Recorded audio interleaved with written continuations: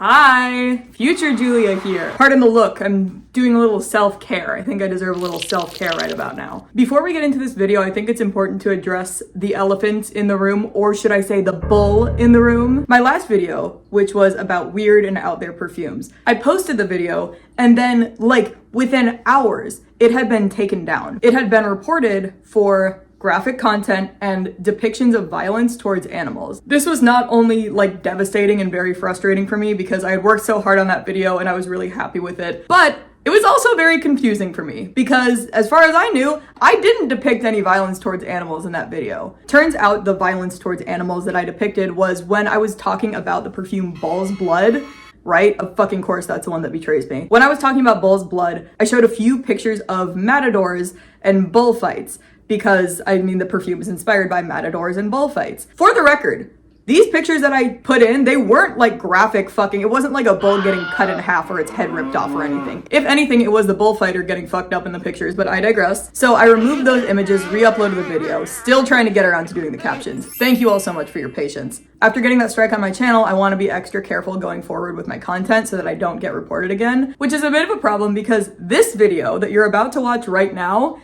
centers almost entirely around a dead animal. Bruh. So just to be extra cautious, in this video, I have included 0 pictures of real animals, dead or alive. So if you see an enormous censored bar taking up most of the screen, that's what I'm hiding behind it. Also, hi, I'm future Julia. You will be seeing me periodically throughout the video because as usual, I didn't get all the footage I needed the first time I recorded.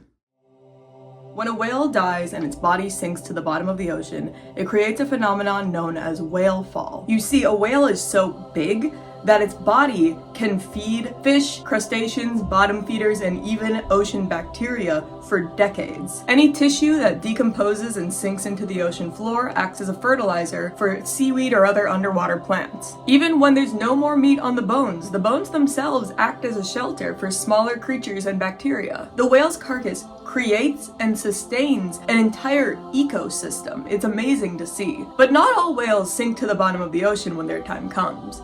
Some of them will inevitably end up on land. On November 9th, 1970, Florence was faced with a problem. Florence, Oregon, of course, is what I'm referring to. An enormous deceased girl. Get a job! An enormous deceased sperm whale had made its way to the central Oregon coast and washed up on the shore of a Florence beach. What is it? Oh. Now, as an ocean-facing city, Florence wasn't unfamiliar with marine life, but this big ugly thing was a liability for more than one reason. Someone was going to have to do something about your mother's twin, and fast. And they decided to get rid of this whale by, let's just say, unorthodox means. Welcome to Dapper history. Today we will be talking about the exploding whale of Florence. Okay, I know it might seem a little silly to dedicate an entire section of this video to explaining that a whale is in fact big, but I do think it's important for the story to understand just why disposing of a whale is such a big problem. The whale that washed up on the beach of Florence was a 45-foot-long sperm whale, weighing approximately 16,000 pounds or 7,300 kilograms. That's a huge bitch! You can tell based on its size that it was likely a male just shy of adulthood. To put things into perspective, this thing was as long as an average school bus and weighed about as much as your mother. Now, a rotting whale carcass on a public beach is a problem for a few obvious reasons. For one thing, it stinks. It's fucking gross. The whale was already dead by the time it washed up on the beach, so you know that thing was smelling ripe. It apparently smelled so bad that literally every article that I could find on the Florence whale incident takes the time to mention just how fucking awful this thing smelled. It's also unsanitary. This is a beach where people want to walk and watch the waves. If you leave the whale too long, it won't just stink, it'll be full of maggots and bacteria. Locals were also concerned that curious children would try to play on the whale and then fall off and get hurt, which might sound kind of silly, but remember, this thing was the size of a small playground. Also, have you been around kids? Probably the most urgent matter at hand is the fact that dead whales have a habit of exploding just on their own. You see, every living thing is full of bacteria. When something dies, the bacteria inside your body doesn't. They continue to digest tissue and produce gas. When an animal is dead and it can't, release gas the normal way, the gas becomes trapped in the body. There are many well-documented cases of whales inflating like a balloon. Okay, hold on. Hold on. There are documented cases of dead whales suddenly bursting and spraying their huge guts all over the place. There's a zillion videos of this that you can find online, but I can't show any of those here because I'm trying to be really careful for the foreseeable future. Now, I can hear you saying, thank you, Julia, for explaining to me that a whale is in fact big, but there's gotta be some easy routine way to dispose of a whale if it gets washed up on a beach. To which I reply, okay. Well, what is it? If we try to cut the whale up into smaller pieces, it will likely explode. If we try to bury the whale on the beach, the waves will eventually uncover it again. Oh, and it could still explode. If we try to drag the whale back out to sea, 1, could explode, and 2, likely wash up back on the beach again. So how are we gonna get rid of this whale? Well, I think it's time we call in the experts. Well, they walk, they talk, they shimmy to the music. So here we are. Your mom's on the beach and someone's gotta get rid of her. But who? Here's the thing. In the year 1970, the beach of Florence was under jurisdiction of the highway department. I have been researching this for forever and I cannot for the life of me find the actual reasoning behind why the highway department would be put in charge of the beach, considering that a highway is not a beach. But one way or another, probably through some zoning law or bureaucratic nightmare, the good people of the Oregon Highway Department had a whale of a problem on their hands. But listen, we can't just blame the highway department, okay? We need to find an individual to blame. Well, they break, well, they shake, they bend way back. Ladies and gentlemen, meet the late, great George Thornton. He was an engineer for the Oregon Department of Transportation, or ODOT. There's not a ton of information about him out there, but from what I have been able to learn, he's kind of my favorite person in the world. Here's the thing. He wasn't even, like, the boss of the highway department. He was an engineer within it. But he got stuck almost solely with the responsibility of disposing of this whale because, get this, his colleague was on vacation. In a newsletter after the fact, George would complain that dealing with the whale problem fell to him because his colleague had plans to go deer hunting conveniently. I mean, what was this, like November 9th? Yeah, no, that's like peak deer season, bro. I can't blame him for that. He also wrote, to be fair, they already had plans to go, but this thing made them all the more anxious to go. I'd be pissed. Now, for the sake of fairness and accuracy, I think it's really important that we establish the events that are about to unfold are the result of a man who is honestly trying his best. George wasn't stupid or insane. He wasn't making these decisions hastily or selfishly. He was truly stuck between a whale and a hard place. And all things considered, he handled this way better than I ever could have. Schnookums. Fuck! Oh, and in case you forgot that the whale smelled bad, the whale smelled really bad. Because of all the complaints about the whale's smell, George had like 3 days to come up with a solution to this whale problem. He did the only thing he could think of to do and called the Navy. Not the Navy! After consulting with the US Navy and several munitions experts, it was decided they were going to treat the whale as a boulder and use dynamite to dispose of it. Okay, so this is a little off topic, but turns out this is not the first time that the City Council of Florence, Oregon has made some questionable decisions. For example, did you know that in 1977, Florence accidentally made sex illegal for a few days? The goal of the law being passed was basically to make it illegal to do sexual acts in front of public bystanders. Understandable, right? The council approved a measure that made it illegal to have sex while in or in view of a public or private place. The mayor of Florence is just like, I've had it with you disgusting sluts and whores. I'm making it illegal. Of course, this was noticed pretty quickly and the wording was fixed within a few days. But technically for a few days, it was illegal to have any sex in Florence, Oregon. What the fuck was going on in Florence in the 70s, man? They were just doing whatever. So the logic here... Stay with me. The logic here is that the blast of the dynamite itself would incinerate most of the whale and just reduce it to ash, and everything that wasn't reduced to ash would be broken up into little nugget-sized chunks and scattered across the beach so that then seagulls and other scavenger animals would come and feast upon them, and there would be much less cleanup to take care of. I don't know, George, that sounds like a really bad idea. Literally no one else is coming up with a better idea. Can I just say, this is one of the few times that I'm so proud to be an American. Could you imagine any other country trying to do some dumb shit like this? He asked the Navy. The Navy said it was okay. They were like, not illegal. I mean, shit. Let me know how it goes. Hi. On the topic of being proud to be an American, for those of you who don't know, I live in Minnesota, and if you're wondering how things in Minnesota are, the answer is fucking bad. If you would like to support me and my community in Minnesota, I've included a bunch of resources in the description. It would mean the world if you would check them out, and even if you can't donate, to share them. With the official go-ahead, the Oregon Highway Department went about obtaining 1,000 pounds of dynamite.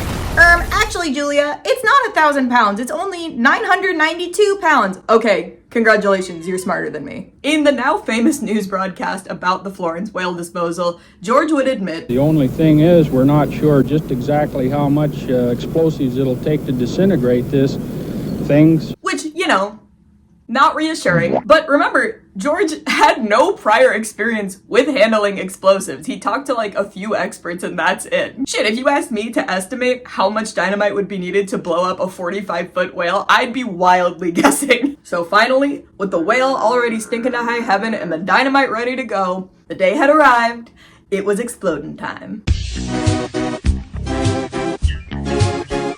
The big day finally arrived. November 12th, 1970, just 3 days after the whale washed up on the beach. If you're anything like me, your first thought hearing this was, they can get that much dynamite in just 3 days? By the time everything was ready, word of Operation Blow Up the Whale had spread and become something of a local spectacle. On Explosion Day, there was a small crowd of Florence residents gathered, folding chairs in hand, ready to see some fireworks. There were picnics, there were entire families. This is gonna be fun. Let's go see the whale. For safety's sake, all spectators were asked to move a quarter of a mile away from the whale.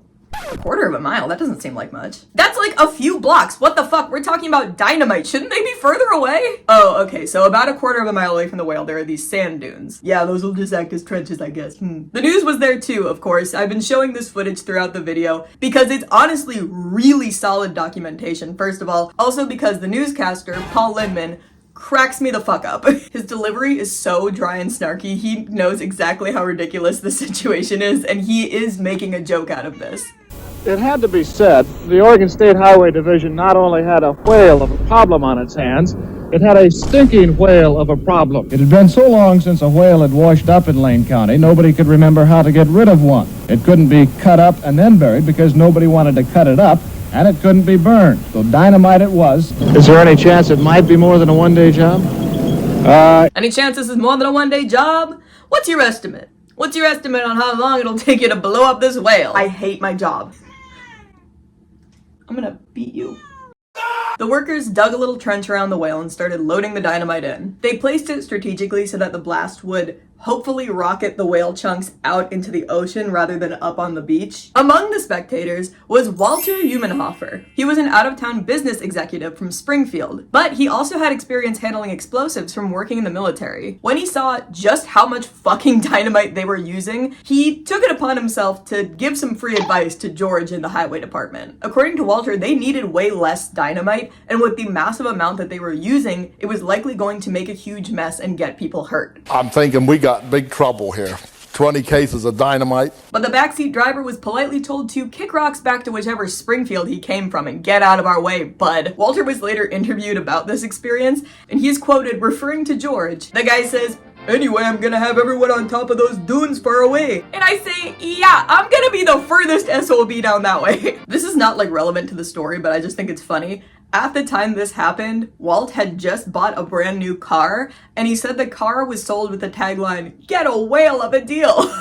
I don't know, I just think that's funny. And finally, at 3:45 in the afternoon, the plunger is pushed. The dynamite goes off. And I'm sure you can guess by the fact that I'm making this video at all. Things did not go according to plan. I'll get this out of the way right now. No one died. No one was killed or seriously injured by the whale explosion or fallout, but that's about the only successful thing that happened that day. So remember, the original plan was that most of the whale would just be eviscerated in the blast, and everything that remained would be scattered in little chunks across the beach so that seagulls and scavengers would just eat it all up, right? In fact, very little of the whale was actually destroyed in the blast itself, which makes sense when you think about it, because the whale is so large and full of moisture. How would it be like reduced to ash? Whatever, you know? I'm not trying to nitpick, hindsight's 2020. Easily the biggest problem was just the chunks. The chunks of whale ended up being way bigger than they were expecting. One source described the fallout as slabs of rotting meat, ranging in size from pinhead-sized bits to refrigerator-sized chunks. Almost as if for comedic timing, the first chunks to fall were the smallest ones, and then they just got progressively bigger and bigger. So everybody all of a sudden start realizing that, oh my God, here it comes. Third problem. The blast radius of the explosion was way farther than they had prepared for. God, man, if only someone had told us not to use this much dynamite. Some reports say that nearby buildings got a misting of whale juice on them. Like, buildings that were not on the beach were affected by the blast. Dunes there were covered with spectators and landlubber newsmen, shortly to become land blubber newsmen, with the blast blasted blubber beyond all believable bounds. Remember all those Florence locals who were huddled behind sand dunes? A quarter of a mile away. They were pelted with a rain of huge, stinking whale guts. In the news report itself, you can hear their reactions going from like laughing and cheering to screaming. All right, Fred, you can take your hands out of your ears. Here comes pieces of... And we ran. We literally ran. Walt Humenhofer, remember him? Remember that brand new car of his that he got on a whale of a deal? His brand new car fell victim to, and I quote, a chunk of flying whale meat the size of a coffee tabletop. It landed directly on his new Oldsmobile, shattering the windows and flattening the top of it. It was a neat car. I just got it. Well, I got a hell of a whale of a deal. Which, okay, not to victim blame, but like, whatever happened to you being the furthest one away, you know? His was not the only car that fell victim to the whale. You can watch in the newscast, so many cars were just completely fucked up. It's honestly a miracle that no one got injured by this. Well, the seagulls who were supposed to clean things up were nowhere in sight, either scared away by the explosion or kept away by the smell. Break it up, bump it down, side swipe, suicide. So the deed is done, the whale has exploded, and the chunks have fallen where they may. Where do we go from here? Honestly, despite the insanity and violence of this story, this is probably the closest we've ever come to like a happy ending in Dapper history. The city of Florence has proven over the years that they have a great sense of humor. Rather than viewing this catastrophe as a public embarrassment, they've kind of embraced it and adopted the whale as their like unofficial mascot. Dozens of articles have been written about this event. Eyewitnesses who were there on that day have given interviews about what it was like being covered in whale guts. As far as I was able to find in my research, no one got like traumatized or actually affected by the whale explosion, which is great. In the interviews I was able to find, people describe it as a gross, crazy, but funny story. The city of Florence even made an official exploding whale memorial park. It's not at the actual beach where it happened. It's just a tribute to honor and remember the historic event. Okay, wait, pause. I said Florence made the whale their unofficial mascot. I take that back. Bitch, they made it official. Paul Lindman, the newscaster who documented the whole thing, found great success from that broadcast. Years after the event, he said in an interview, "And the doggone thing, the BBC says that it is the 6th most watched news report ever." That one broadcast basically cemented him as a legend in the world of TV news journalism. And our boy Paul knows how to ride a paycheck when he sees one. He has managed to milk this whale thing for years. He's given a bunch of interviews, he wrote a book about it, and he did a special for the 25th anniversary of the broadcast. And finally, our boy, George Thornton. I was kind of worried that he got in trouble for this whole whale thing, but no! He was actually promoted to the Medford office several months after the explosion, and he served at that post until his retirement. In his official written report back in 1970, he declared the operation a success, more or less, which helps to explain what happened to his career 6 months later. He got promoted. And he eventually passed away in 2013. It's very clear George didn't find this whole whale thing as funny as the rest of us did, and honestly, I can see why. He avoided almost any interaction with the media, citing them as being hostile, cruel, and unfair in their depiction of him. I get why he felt that way. In its ultimate wisdom, the Oregon Department of Highways decided to blow the thing up. In case you haven't noticed, the only image of George Thornton that I've shown throughout this video is images of him from this broadcast, and that's because I can't find a single fucking picture of him anywhere else. Luckily, back in the day before social media, it was a lot easier to avoid getting your name in people's mouths. But it's also clear that he was putting in a conscious effort to stay as under the radar as possible. Imagine that you're a really educated and skilled engineer and you've worked a normal ass engineer job for your whole career, and then suddenly a really complicated, time-sensitive problem that's completely outside your field gets dropped onto your desk. You do your best to try to handle it, but you make a ton of errors and everything goes wrong because, hi, this isn't an engineer's job. And then when things go horribly wrong, everyone thinks it's the funniest thing in the world, and they're calling you an idiot, and they're trying to take your picture, and they're asking you all these questions, and everyone only wants to talk to you about the worst, most stressful time of your life, not the decades of legitimate engineering work you've done. And that's not an exaggeration. As I said, George Thornton passed away in 2013.